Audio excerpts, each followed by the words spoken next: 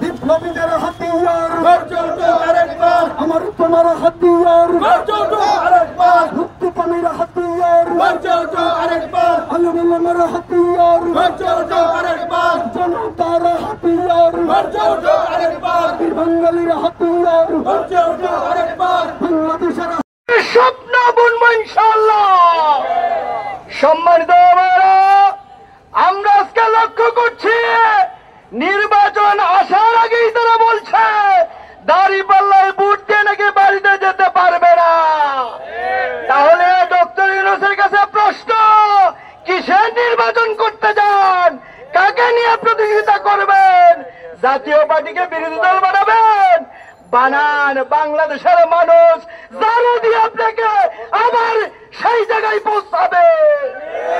জাতীয় পার্টির অস্তিত্ব বাংলাদেশে রাখা যায় না। একটি দালাল সংগঠন দাবিদার